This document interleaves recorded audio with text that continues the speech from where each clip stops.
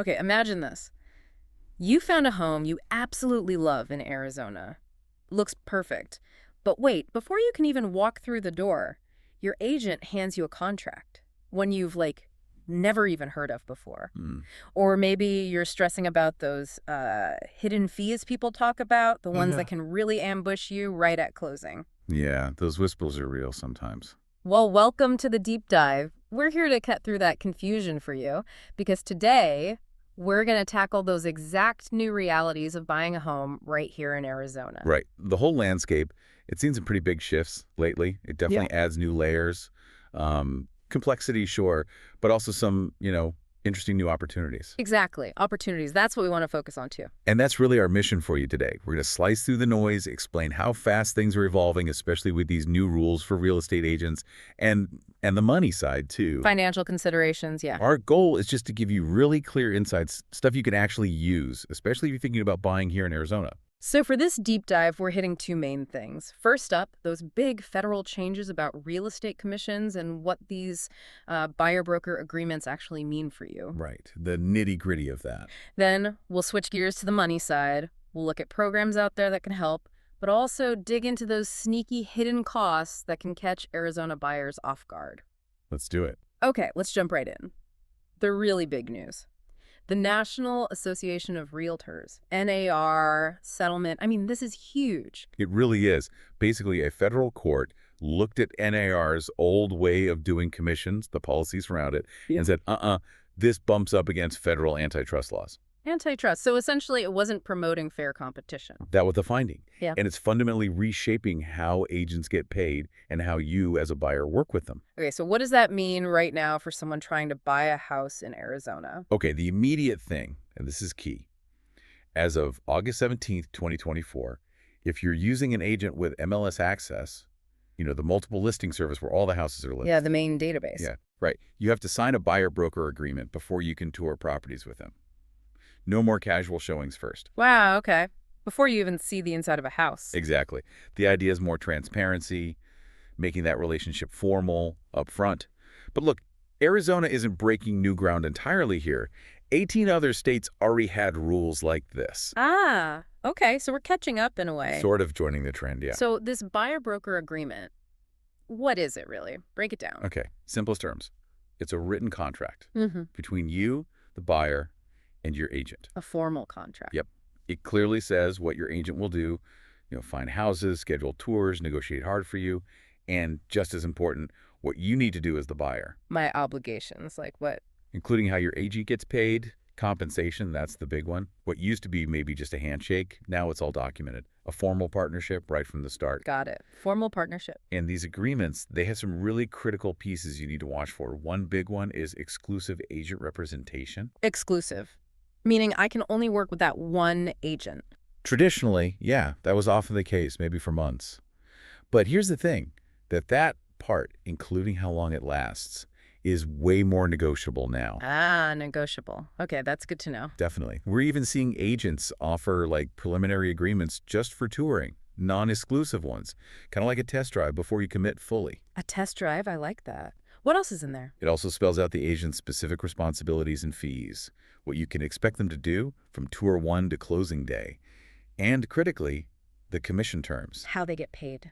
How, when, and who's supposed to pay it. And finally, the length and cancellation details. Start date, end date, how you can get out of it if needed, and if there are any fees tied to canceling early. So it puts more control in my hands, potentially. It absolutely can. If you understand what you're signing and what's negotiable, you're in a stronger position to define how you want to work together. Okay, this sounds like a massive shift. Not just for buyers, but agents must be scrambling a bit too. Oh, for sure. Our sources show a real mix. David Cochran, an agent out in Surprise, he mentioned there's just a lot of confusion. Buyers, sellers, even other agents aren't totally sure what's what. Confusion. And Joe Borland in Phoenix said something similar. Buyers get part of it, but maybe not the full picture. But not everyone's confused. Right. You've got agents like Heather Martin, also in Phoenix, who said for her, it's been pretty minimal impact. But that's because she was already explaining all this stuff to her clients up front. Proactive, so being prepared helps. Always. Adaptation seems to be key here. So Boiling it down for Arizona buyers, what are the absolute biggest takeaways from these changes? Okay, two main things really stand out. Yeah. First, like we said, those written agreements are mandatory before you tour homes. The Arizona Department of Real Estate even put out a consumer advisory about it. An official warning, basically. Yeah, telling people to understand these contracts. Yeah. Anthony Sherman, an agent in Litchfield Park, he really highlighted the challenge of just correcting all the bad info floating around. Misinformation, yeah. Okay, what's the second big thing? This one's really pivotal. Buyers are now formally responsible for paying their own realtor's fees. Wait, I have to pay my agent directly. That sounds expensive. It's now formally your obligation, yes. Yeah. However, and this is super important, you can, and probably should, negotiate with the seller to cover that cost in your purchase offer. Ah, so I can ask the seller to pay my agent's commission as part of the deal. Exactly. It becomes a point of negotiation. Jerry Beavers, an agent in Mesa, he shared that some buyers he's worked with won't even look at a house now unless the seller is offering to pay something towards the buyer's agent commission. Wow, that shows how quickly things are changing. It really does. And Rebecca Kalhoff pointed out something interesting. Often it's the sellers who need more education about this change than the buyers do. So flexibility seems key. What does this mean for me, practically, when I'm out there looking? It means you've got options. Agents in Arizona are adapting fast. Many are offering flexible terms, like maybe just a one-day agreement, or even an agreement just for one specific property you want to see. Just for one house? Yeah. Ann Adams, an agent in Chandler, mentioned she's doing one-time showing agreements or even longer agreements that you can cancel anytime. Cancel anytime, okay. And a national survey backs this up. Only about 42% of buyers actually want a long, multi-month exclusive agreement anymore. About 21% prefer per-property deals, and 5% like those one-day options. So buyers are liking this flexibility. It seems so. It gives you more control over the process. Okay, so despite maybe some initial headache understanding this, are there actual benefits for buyers? Definitely. Three big ones jump out. First, better transparency. No more guessing games about who does what or who pays whom. It's written down. Clear expectations. Second, commitment confidence. When both sides sign, it fosters a sense of mutual dedication to getting the deal done. And maybe most importantly, greater negotiation options. Because you're formally responsible for the fee, you have more direct say in how it's handled. You can negotiate with your agent on their fee structure and negotiate with the seller about covering it. It opens up room for, financial creativity. Financial creativity. I like the sound of that. So it's not just a hurdle, it's potentially leverage. Exactly. It's a new level of control for informed buyers. Okay, we've talked a lot about the NAR settlement, but you mentioned this is kind of an evolving legal thing. Are there other lawsuits happening, like that Masiello v. AAR case here in Arizona? Yeah, that's right. The NAR settlement was huge, but it wasn't the end of the story. You've got these other lawsuits, sometimes called copycat suits, popping up. Masiello v. AAR in Arizona is one of them. What are they arguing in that case? Generally, these suits accuse local real estate groups and brokerages of working together, collusion, to keep commission rates artificially high. So similar arguments to the NAR case, but maybe more localized. Pretty much. The defendants, of course, argue back that commissions have always been negotiable. These cases, though, they bring up an important question. What happens if the whole system gets totally flipped upside down? Right, the unintended consequences. What are people worried about? Well, several things. One big concern is, could buyers actually afford to pay their agents directly, especially first-time buyers who are already saving hard for a down payment? That's a fair point. It could be a barrier. It could. It might also mean buyers have less bargaining power in the deal overall. And think about this. If you have to use some of your down payment money to pay your agent, Yeah, my down payment gets smaller. which might mean you need PMI private mortgage insurance. That's extra money added to your monthly payment just because your down payment was lower. Ugh, PMI. Nobody wants that. Exactly. It increases your costs and could, potentially, make some people decide homeownership is just too expensive. Discourage them. Okay, that's a serious potential downside. So with these challenges, are there new ways for agents to get paid emerging? Different models? Absolutely. Things are shifting. The sources mentioned a couple of interesting ones gaining steam. First, buyer rebates. Rebates. Like cash back. Kinda. The agent gives a portion of their commission back to you at closing. It's legal in most states, including Arizona, and it directly reduces your closing costs. Okay, that sounds helpful. What else? Flat fee buyer brokers.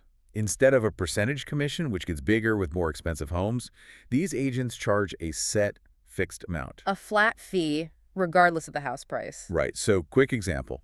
On a $1.5 million house, a typical 2.5% commission is what, $37,500? A flat fee agent might charge, say, $9,999. Well, that's a huge difference. It can be, yeah, especially on higher priced homes. So that's definitely an appealing option for some buyers. Okay, that's a lot to unpack on the agent side.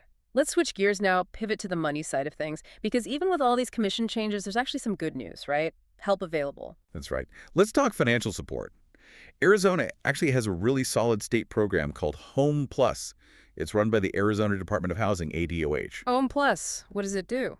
It basically bundles a 30-year fixed-rate mortgage with financial help for your down payment and closing costs.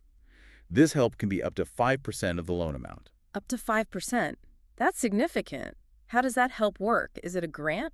It's actually structured as a loan, but it's a really good one. It's a deferred, no-interest second mortgage. Deferred, no interest. Meaning you don't make payments on it, and it accrues no interest. You only have to pay it back if you sell the house or refinance within the first 5 years. Only if I sell or refi within 5 years? Otherwise? Otherwise, it seems like it might be forgiven, though you'd want to confirm the exact terms for your situation. But it's basically a major boost up front that doesn't cost you unless you move quickly. Wow, that sounds amazing. It also offers lower mortgage insurance premiums if you go with a conventional loan through the program. It saves you money monthly, too. Okay, eligibility. Who can get this? You generally need to meet certain income limits, have a decent credit score. The house has to be in Arizona, obviously. And you usually have to take a homebuyer education course. Education course makes sense. That Home Plus program sounds like a big deal for Arizona buyers. It can be a game changer for many. What about beyond state programs? Are those national first-time buyer programs still available here, the ones you hear about? Oh, yeah, absolutely. Those are still very much in play. You've got your conventional mortgages, which are more flexible now. Some allow down payments as low as 3% for first-timers. Only 3% down. Yep. And the great thing about conventional is the mortgage insurance, the PMI, can eventually be canceled once you build up enough equity in the home.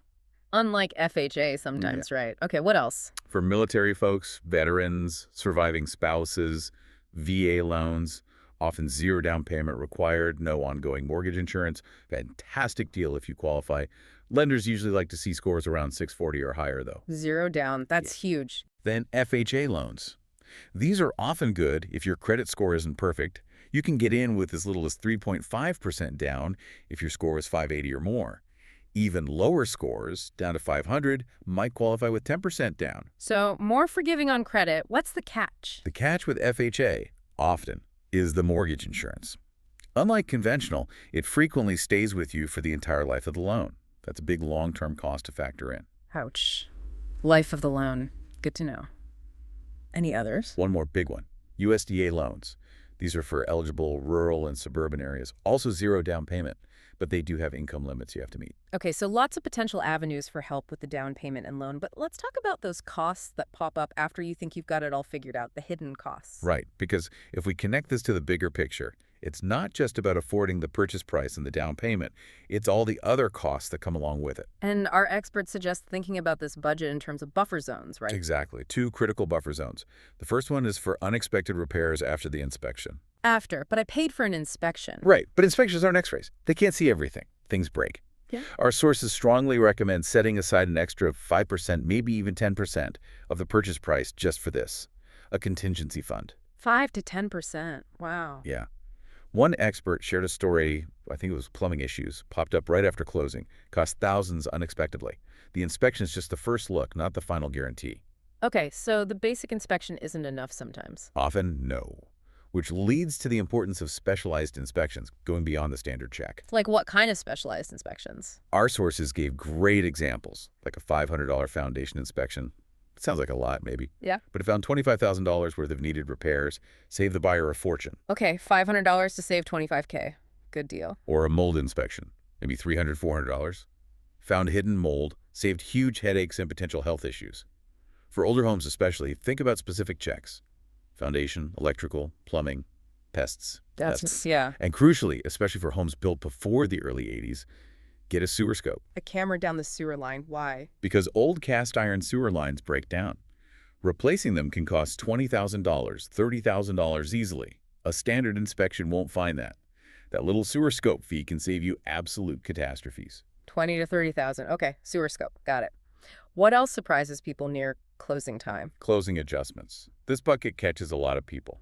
It's more than just lawyer fees or the inspection costs you already paid. What kind of adjustments? Things like property tax prorations. You and the seller basically split the year's property taxes based on who owned the house for how many days. Same for HOA fees, if there are any.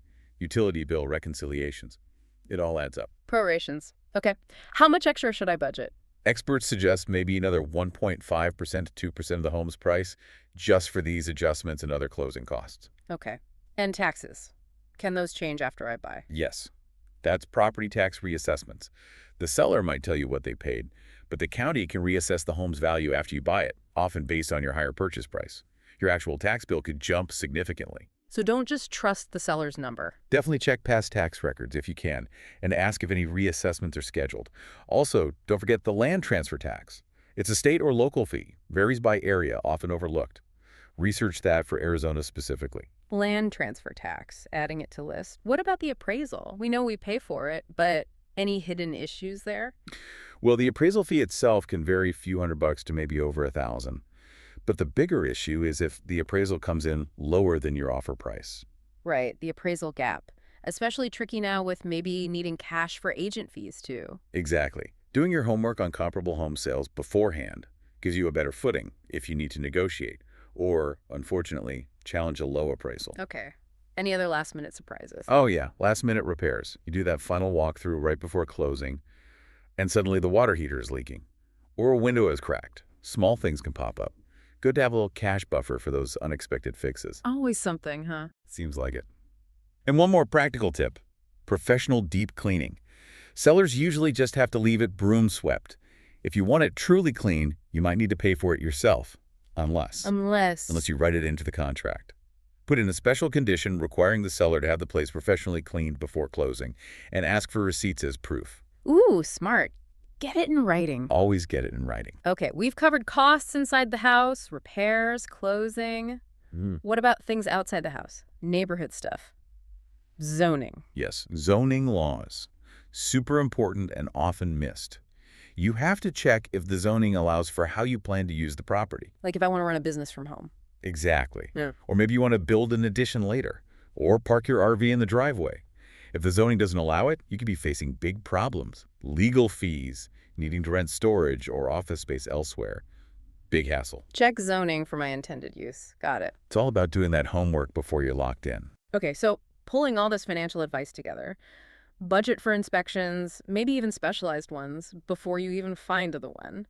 Get detailed estimates of closing costs early, ask for updates, and always have extra cash set aside. That just-in-case fund is crucial. Because the unexpected, it's almost expected in home buying, isn't it? It really seems that way sometimes. Yeah. But, this raises that important question again. How do you really empower yourself through all this? Right. How do you take control? Knowing all these potential costs, understanding the agent agreements we talked about. That knowledge is power. It gives you leverage. You can negotiate better. You can make truly informed choices. And you can walk away if it doesn't feel right. Exactly. You can walk away knowing you dodged a potential bullet. Being thorough isn't just about saving money, although that's huge. It's about reducing stress and protecting what's probably your biggest investment. Wow. Okay, what a deep dive this has been. We really covered a ton today. From the big shifts in how you work with real estate agents here in Arizona, the NAR settlement, those buyer-broker agreements. Yep, understanding those is key now.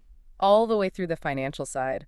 The support programs like Home Plus, which sound fantastic, but also being really aware of all those potential hidden costs. From surprise repairs to closing adjustments and taxes. It's clear buying a home, especially now in Arizona, it definitely has some new complexities, but being informed, knowing what questions to ask, knowing what's negotiable, that seems absolutely crucial for having a smoother, less stressful time. Couldn't agree more. Information is your best asset. And, thinking about all this, given how the market is evolving, this push for clearer communication, more defined responsibilities, it makes you wonder, right? Or what? What new best practices are going to emerge for buyers, for agents? How will everyone adapt to really build that mutual trust and make sure deals get done successfully in this new landscape? It's definitely something interesting to watch unfold.